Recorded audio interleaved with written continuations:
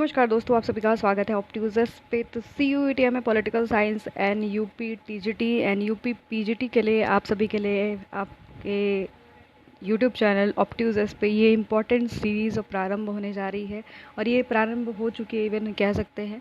तो याद रखिएगा कि आपको यहाँ पर महत्वपूर्ण प्रश्न मिलेंगे और वीडियो लास्ट तक देखिएगा। चैनल को सब्सक्राइब नहीं किया तो सब्सक्राइब ज़रूर कर लीजिएगा, बेल आइकन प्रेस करना नहीं भूलिएगा। तो आज हम लोग कुछ मनी एंड बैंकिंग से रिलेटेड इंपॉर्टेंट क्वेश्चंस को कवर करेंगे। तो स्टार्ट करते हैं। The value of money is Fisher equation is determined by. तो फिशर के इक्वेशन में जो आपका वैल्यू ऑफ मनी है वो कैसे डिटरमाइन होता है, तो याद रखिएगा कि डिमांड एंड सप्लाई से आपका डिटरमाइन होता है। और आपका जो ट्रांजैक्शन अप्रोच था, क्योंकि आपका जो फिशर था वो बेसिकली मनी सप्लाई साइड पे फोकस करता है। और आपने पढ़ा भी होगा कि उनकी बुक कौन सी थी, परचेजिंग पावर ऑफ मनी। ठीक है, उन्होंने कौन सी बुक में इसके बारे में बात किया था, परचेजिंग पावर ऑफ मनी। ठीक है, परचेजिंग पावर ऑफ मनी में इन्होंने बात किया था। फॉर्मूला क्या था इनका, MV=PT। ठीक है, MV=PT। ठीक है, ये फॉर्मूला था। और MV क्या है यहाँ पर, supply of money, and PT आपका ये PT जो पार्ट है ये हमारा डिमांड साइड है। ठीक है, ये आपका डिमांड है।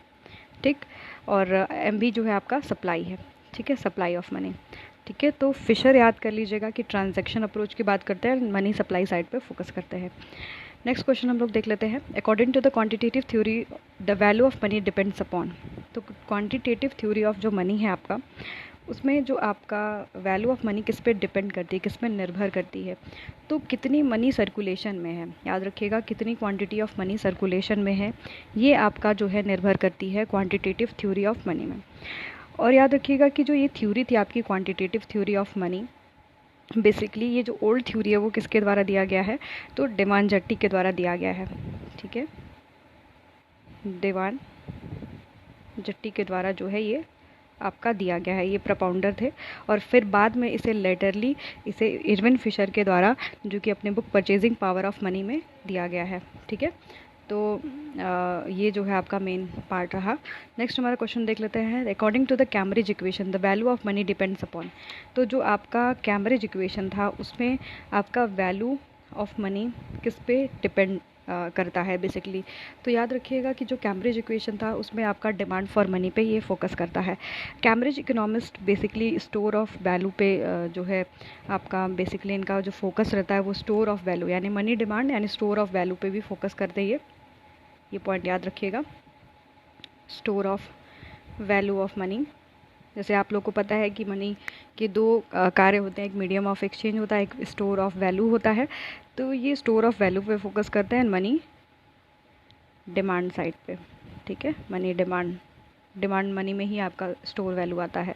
ठीक है, इस पर फोकस किया जाता है आपके कैम्ब्रिज। अब कैम्ब्रिज में भी आपके कई इकोनॉमिस्ट आते हैं। कैम्ब्रिज अगर आपका एक देखा जाए वैल्यू ऑफ मनी वाला, तो कैम्ब्रिज जो उसको हम लोग कौन सा अप्रोच बोलते हैं, कैम्ब्रिज जो आपका इक्वेशन है उसको हम लोग बोलते हैं कैश बैलेंस अप्रोच।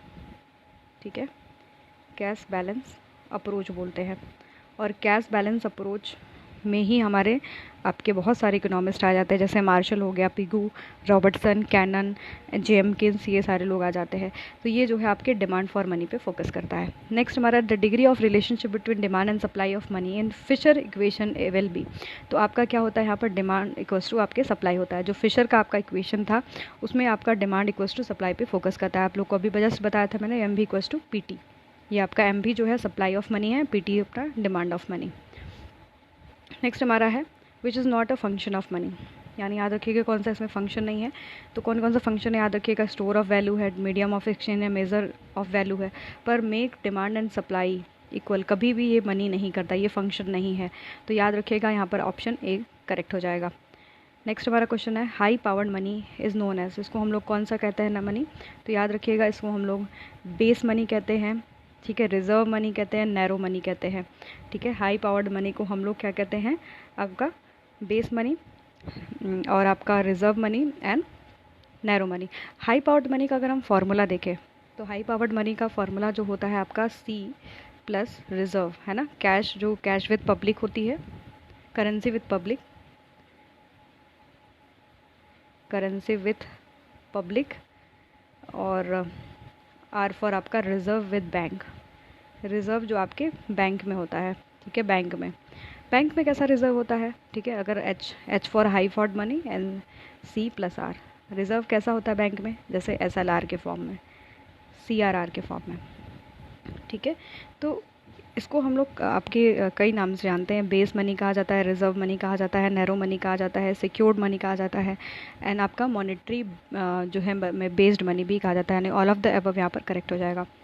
नेक्स्ट हमारा क्वेश्चन है, who stated bad money drives good money out of circulation, what both of them are full legal tender. तो इसको जो है थॉमस ग्रेशम के द्वारा जो है कहा गया है। अब नेक्स्ट हमारा देख लेते हैं question, the value of money is, value of money किससे इन्वर्सली रिलेटेड होता है, आपके प्राइस लेवल से, ठीक है। वैल्यू ऑफ मनी अगर देखें, वैल्यू ऑफ मनी क्या हो जाएगा आपका 1 अपॉन प्राइस, ठीक है, प्राइस लेवल। अगर वैल्यू ऑफ मनी ज़्यादा रहेगी तो प्राइस आपका क्या हो जाएगा, वैल्यू ऑफ मनी जो है ज़्यादा रहेगी तो आपका प्राइस क्या हो जाएगा, कम हो जाएगा। अगर वैल्यू ऑफ मनी गिर जाएगी तो प्राइस जो है क्या हो जाएगा, बढ़ जाएगी, ठीक है। तो याद रखिएगा यहाँ पर इन्वर्सली आपका रिलेटेड होता है ये। Money is what money does, ये किसका स्टेटमेंट है, तो ये आपके वाकर का स्टेटमेंट है। नेक्स्ट हमारा Fisher cash transaction equation is expressed, तो हम अभी जस्ट पहले आपको बताते हुए आए हैं MB इक्वल्स टू PT। अब यहाँ पर जो है किसके फॉर्म में दिया हुआ है, आपके P के फॉर्म में दिया हुआ है, तो यहाँ पर हो जाएगा P equals to MB upon T, यानी आपका ऑप्शन ए करेक्ट हो जाएगा। नेक्स्ट हमारा है बार्टर सिस्टम, मतलब क्या होता है, ये तो इजी है, इसमें आपका हो जाएगा option C correct, purchase and sale of commodity with commodity. जब हम कमोडिटी से कमोडिटी एक्सचेंज करते हैं तो बार्टर सिस्टम होता है। विच among the following considers the most liquid asset, सबसे ज़्यादा लिक्विड एसेट कौन सा होता है आपका, तो मनी जो है सबसे ज़्यादा लिक्विड एसेट होता है। यहाँ पर चारों ऑप्शन में गिवन में दिए गए, गोल्ड और लैंड एंड ट्रेजरी बॉन्ड से ज़्यादा आपका मनी जो होता है काफ़ी लिक्विड होता है। Currency notes and coins are called as, क्या कहेंगे उसको, तो करेंसी नोट एंड आपके कॉइन्स को हम लोग कहते हैं legal tender and fiat money कहते हैं, ठीक है। जब आपका करेंसी नोट कॉइन से मिल जाता है तो उसको हम लोग क्या बोलते हैं, legal tender money and fiat money, ठीक है। यहाँ पर ऑप्शन B एंड C दोनों हो जाएगा। कन्वर्टिबल मनी मीन्स क्या होता है, government can give gold against it, अगर कन्वर्टेबल मनी है तो उसके खिलाफ जो है सरकार क्या दे सकती है, आपके गोल्ड को जो है दे सकती है, तो यहाँ पर ऑप्शन B करेक्ट हो जाएगा। Barter system has defected of, तो यहाँ पर क्या डिफेक्ट है, lack of common measure of value, यानी यहाँ पर कोई कॉमन मेज़र ऑफ वैल्यू का नहीं है। सपोज़ कोई 10 किलो जो है गेहूँ दे के एक किलो तेल मांगेगा, तो ये कहाँ पर कॉमन हुआ, इसी वजह से ये जो है कहीं ना कहीं इसमें ये डिफेक्ट आ जाता है। लीगल मनी क्या होती है, legal money is called because, यहाँ पर क्या होता है, it is the official medium of exchange, जैसे आपके देश का रुपया है तो वो लीगल मनी है, क्योंकि हम इसी से ऑफिशियली आपका क्या करते हैं, मीडियम ऑफ एक्सचेंज है हमारे देश में। The most important feature of money क्या होता है, इसकी जनरल एक्सेप्टेबिलिटी है, लोग इसको सब जगह पे एक्सेप्ट करते हैं। The property which property paper money does not possess, तो याद रखिएगा काफ़ी ये ड्यूरेबल नहीं होता है, ठीक है। एक्सेप्टेबल है, डिविजिबिलिटी होती है, पोर्टेबल है, पर याद रखिएगा बहुत समय तक नहीं चलता है, ख़राब हो जाता है, अगर पानी में भीग गया तो ख़राब हो जाएगा, तो ड्यूरेबिलिटी नहीं होती है। नेक्स्ट हमारा है इन इक्वेशन V रिप्रेजेंट, अब जैसे आपका यहाँ पर MB इक्वल्स टू PY दिया हुआ है, ठीक है, ये आपका जो इक्वेशन है MB इक्वल्स टू PY में, अब पूछा है कि जो V है, ठीक है, ये आपके फिशर का ही इक्वेशन है, ठीक है, ये आपके फिशर का ही इक्वेशन है, जैसे आपने देखा था MB इक्वल्स टू PT, तो ऐसे ही आपका MB इक्वल्स टू PY इन्होंने लिख दिया, ठीक है। तो ये जो PY है, Y यहाँ सॉरी यहाँ पर जो MB equals to PY why पूछा है कि क्या है, नहीं यहाँ पर क्वेश्चन में क्या पूछा है, V क्या है, सॉरी मैंने नहीं देखा, V क्या है, तो V is velocity of money in circulation, यानी कितना सर्कुलेशन में आपका मनी मतलब है चल रहा है, तो उसकी जो वेलोसिटी है वही आपका V बता रहा है, ठीक है। तो velocity of circulation of money V बताता है, ठीक है। अब M क्या डिनोट करता है, M यहाँ पर जो MB equals to PY equation में M जो है आपके मनी सप्लाई को डिनोट करता है। According to the Keynes the motive of holding money, यहाँ पर याद रखिएगा कि 3 मोटिव होते हैं आपके। पहला आपका क्या है मोटिव, ट्रांजैक्शन, ठीक है, ट्रांजैक्शन मोटिव होता है। दूसरा आपका प्रिकॉशनरी, ठीक है, प्रिकॉशनरी, एंड चौथा आपका क्या तीसरा आपका क्या होता है, स्पेकुलेटिव, ठीक है, सट्टेबाजी के लिए आप मनी की डिमांड करते हो, ठीक है। तो ये 3 मोटिव्स हो गए आपके किन्स के। जब हम डिमांड फॉर मनी करते हैं, एक तो का ट्रांजैक्शन के लिए, जो डेली आप ट्रांजैक्शन खरीद रहे हो, बेच रहे हो चीज़ों को, तो उसके लिए करते हो। एक प्रिकॉशन के लिए, जैसे कभी थेफ्ट हो गया, फायर हो गया, है ना, उससे बचने के लिए करते हो। एक जो है सट्टेबाजी के लिए, जैसे कभी मार्केट पे बॉन्ड, शेयर, डिवेंचर में पैसा लगाना हो गया, तो वहाँ पर के लिए तुम मनी की डिमांड करते हो, ठीक है, ठीक है। ये आपके दोनों बेसिकली आपके इनकम से रिलेटेड होता है, आपके इंटरेस्ट से इस पर कोई फ़र्क नहीं पड़ता है, दो का कोई भी इंटरेस्ट से रिलेटेड नहीं है। जैसे आपका ट्रांजैक्शन अप्रोच और जो आपका प्रिकॉशनरी मोटिव है, ये आपके इंटरेस्ट रेट से कभी भी इफेक्ट नहीं होता है, ठीक है। इंटरेस्ट रेट बढ़े या घटे, इससे उसका कोई प्रभाव नहीं होता है। पर आपके स्पेकुलेटिव मोटिव यानी सट्टेबाजी करने के लिए जो होता है डिमांड फॉर मनी, वो आपके इंटरेस्ट रेट से इफेक्टेड होता है, ठीक है। तो याद रखिएगा, ये 3 मोटिव्स हो गए। Under normal circumstances the velocity of circulation of money in a country is, तो याद रखिएगा कि कितना हो सकता है, तो लेस देन 10, ठीक है। Velocity of circulation of money यानी वी क्या हो सकता है आपका, 10 से कम। Paper money is called as a fiat money because, ये फाइट मनी क्यों उसको कहा जाता है, तो ये जो है किसके द्वारा इशू किया जाता है, issued with the authority of government, ठीक है। ये अब सरकार की अथॉरिटी के द्वारा इशू, तो ऐसे आरबीआई के द्वारा किया जाता है, पर आपका इस पे जो है सरकार की अथॉरिटी होती है ना, तो उसकी वजह से जो है इसको हम लोग फाइट मनी कहते हैं। तो ऑप्शन ए यहाँ पर करेक्ट हो जाएगा। नेक्स्ट हमारा क्वेश्चन है, the value of money means, यानी आपका वैल्यू ऑफ मनी का मतलब क्या होता है, journal purchasing power of money. Value of money का मतलब क्या है, जर्नल, हम कितना जर्नली उससे हमारी परचेजिंग पावर बता रही है, ठीक है। जनरल परचेजिंग पावर ही हमारा जो है मनी का वैल्यू होता है, ठीक है। परचेजिंग पावर आप सभी को पता है कि अगर आप सपोज़ मार्केट में 10 रुपये लेके गए, ठीक है, और 10 रुपये से आप 5 सामान खरीद के लाते हो, तो आप और जब फिर एक बार मार्केट में गए तो आप 4 सामान खरीद के लाते हो, तो आपकी परचेजिंग पावर यहाँ पर ज़्यादा थी जब आप 5 सामान खरीद के लेके आ रहे थे, ठीक है। पर जब आप 4 खरीद लेके आ रहे थे तो आपकी परचेजिंग पावर गिर चुकी थी, ठीक है। तो ये परचेजिंग पावर बता रहा है कि 10 रुपये में आप कितने वस्तुओं को खरीद पा रहे हो, ठीक है। नेक्स्ट हमारा है, if the quantity of money increases 100%, the other things remain constant, the value of money changes, तो क्या होगा आपका यहाँ पर, ये आपका डिक्रीज़ कर जाएगा बाई 100%, ठीक है। तो ऑप्शन बी करेक्ट हो जाएगा। नेक्स्ट हमारा, the value of money and the supply of money are related. Value of money and supply of money में क्या रिलेशन है आपका, तो याद रखिएगा इन्वर्स रिलेशन है, ठीक है। ये आपका value of money equals to आपका 1 अपॉन क्या हो जाएगा, सप्लाई ऑफ मनी। अगर वैल्यू ऑफ मनी जो है, वैल्यू ऑफ मनी बढ़ेगी तो सप्लाई ऑफ मनी क्या हो जाएगी, घट जाएगी, ठीक है। सप्लाई ऑफ मनी क्या हो जाएगी, घट जाएगी। अगर वैल्यू ऑफ मनी सपोज जो है घट जाएगी तो सप्लाई ऑफ मनी क्या हो जाएगी, बढ़ जाएगी। तो ये रिलेशन इनवर्स रिलेशनशिप है, उल्टा, ठीक है। तो quantity demanded of money rises, तो क्या होगा, किसी भी अगर क्वांटिटी डिमांड मनी की राइज होने लगे, बढ़ने लगे, तो क्या होने लगेगा आपका, as the interest rate fall. जब इंटरेस्ट रेट आपका कम रहेगा, जैसे आपको कम इंटरेस्ट रेट पे पैसा मिले बैंक से, तो जब ये कम होगा इंटरेस्ट रेट, तो आप सभी को पता है कि आप डिमांड फॉर मनी क्या करोगे, ज़्यादा करोगे। अगर यहीं पर इंटरेस्ट रेट बढ़ जाए तो आप डिमांड क्या करोगे, फिर मनी की कम करना स्टार्ट कर दोगे। तो ये आपका ऑप्शन यहाँ पर बी करेक्ट हो जाएगा। The equation of exchange is associated with, किससे है आपका एसोसिएशन, इससे इरविन फिशर से, ठीक है। नेक्स्ट हमारा है, the equation of exchange is converted into the quantity theory of money by assuming that variable and as a constant. तो यहाँ पर याद रखिएगा, वी एंड टी को हम लोग क्या लेते हैं, वेरिएबल को एज अ आपके कांस्टेंट ले लेते हैं। आप सभी को पता है फॉर्मूला क्या है, M V equals to P T, ठीक है। ये आपके सप्लाई को बता रहा है और आपके डिमांड को। Fisher equation of exchange state that, तो यहाँ पर क्या होता है, price varies directly with money, यानी आपके जो है प्राइस वेरी करता है डायरेक्ट मनी से, ठीक है। यहाँ पर ऑप्शन बी करेक्ट हो जाएगा। फिशर एक्सटेंड इक्वेशन, आपका जो इक्वेशन जो है एक्सटेंड अगर करते हैं तो उसका इक्वेशन क्या बनता था, तो याद रखिएगा, यहाँ पर मैं इक्वेशन लिख देती हूँ,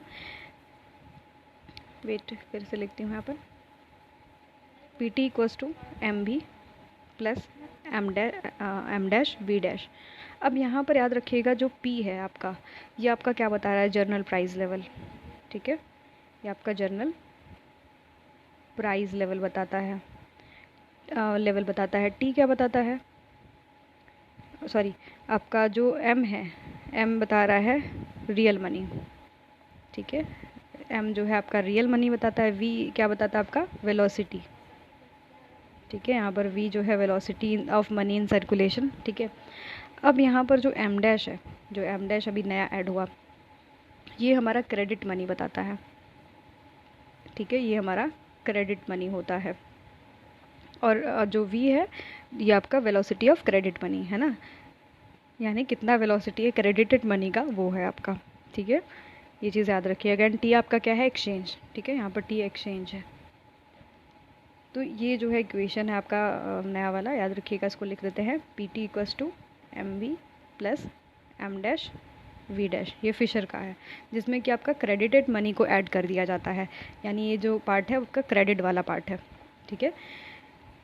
Fisher transaction velocity model, which one of the following is not as assumption. तो यहाँ पर देखिए कुछ आपके अजम्पशंस थे, याद रखिएगा इस थ्योरी के। तो velocity of money in circulation इस कांस्टेंट, यानी वी को कांस्टेंट लिया गया था, टी को कांस्टेंट लिया गया था, और वॉल्यूम ऑफ ट्रांजैक्शन, जो आपका वॉल्यूम ऑफ ट्रांजैक्शन हो रहा है टी यहाँ पर जो था, ठीक है, उसको भी कांस्टेंट लेके चलते हैं, फुल एम्प्लॉयमेंट का कंडीशन लेके चलते हैं। तो ये तीनों क्या है आपके अजम्पशन है, आपके फिशर का जो इक्वेशन था, ट्रांजैक्शन अप्रोच था। पर यहाँ पर पी को हम जो है कंसीडर नहीं करते हैं एज अ एक्टिव फैक्टर, ठीक है, यहाँ पर ऐसा नहीं करते हैं, तो ये आपका अजम्पशन नहीं है, ठीक है। नेक्स्ट है आपका equation cash balance equation, M equals to K P Y, ये किसका आपका इक्वेशन है, ठीक है, तो याद रखिएगा बहुत इंपॉर्टेंट इक्वेशन है आपकी M equals to K P Y, ये आपके मार्शल के द्वारा जो है इक्वेशन गिवन है, ठीक है, मार्शल के द्वारा ये इक्वेशन गिवन है। इसको हम लोग लिखते हैं आपका m इक्वल्स टू पी के आर भी लिखते हैं, ठीक है, इसको आपके m इक्वल्स टू पी के आर भी लिखते हैं, ओके। ये आपके कैम्ब्रिज वर्जन था, ठीक है, ये आपका जो आप लोग क्वांटिटेटिव थ्योरी पढ़ते हैं उसका कैम्ब्रिज वर्जन है, ठीक है, कैम्ब्रिज वर्जन में बहुत सारे इकोनॉमिस्ट आते हैं, जैसे आपका मार्शल, पिगू, रॉबर्टसन, कैनन, जेमकिंस है ना, ये सारे लोग आते हैं, ठीक। चलिए नेक्स्ट देखते हैं Robertson version of Cambridge equation क्या हो जाएगा। तो रॉबर्टसन का जो इक्वेशन था वो पहले लिख लीजिएगा, ये आपका था m इक्वल्स टू पी के टी, ठीक है। तो यहाँ पर क्या हो जाएगा, p इक्वल्स टू निकाला हुआ है, तो p इक्वल्स टू हो जाएगा m अपॉन के टी, यानी ऑप्शन ए करेक्ट हो जाएगा। ये भी आपका कैम्ब्रिज वर्जन था, ठीक है, ये मनी डिमांड पे फोकस करता है ना, स्टोर वैल्यू पे फोकस करता है। पीगू का जो इक्वेशन था उसको ज़रूर याद कर लीजिएगा, काफ़ी इंपॉर्टेंट है।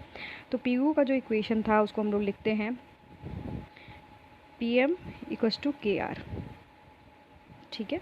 तो यहाँ पर अगर हम सपोज पी के एस्पेक्ट में निकालें तो अपना के आर अपॉन एम हो जाएगा, ठीक है, तो यहाँ पर ऑप्शन बी करेक्ट हो जाएगा, ठीक है। तो quantitative theory of money was restated by, किसके द्वारा जो है क्वांटिटेटिव थ्योरी ऑफ मनी को रीस्टेटेड किया गया, तो याद रखिएगा मिल्टन फ्रीडमैन के द्वारा रीस्टेट फिर से जो है बताया गया है।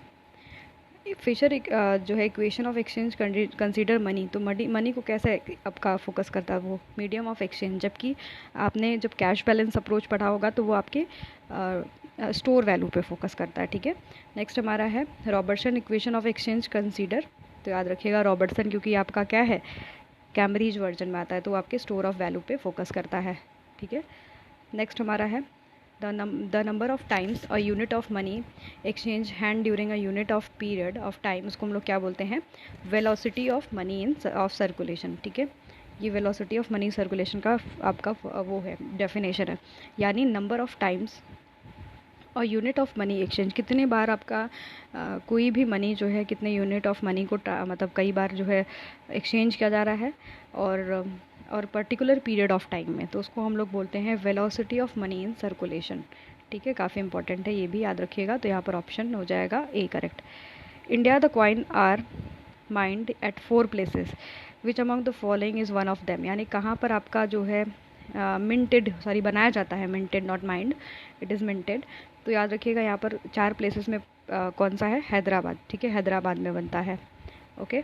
तो यहाँ पर हमारे कुछ जो है 40 इंपॉर्टेंट क्वेश्चंस हो गए आपके मनी एंड बैंकिंग से रिलेटेड, जो कि आपके CUET M economics entrance exam plus आपके यूपी पीजीटी यूपी टीजीटी के लिए काफ़ी महत्वपूर्ण है। ये इंग्लिश में पूरा वीडियो रहा है और आपको पसंद आया होगा तो ज़रूर एक बार कमेंट में बताइएगा।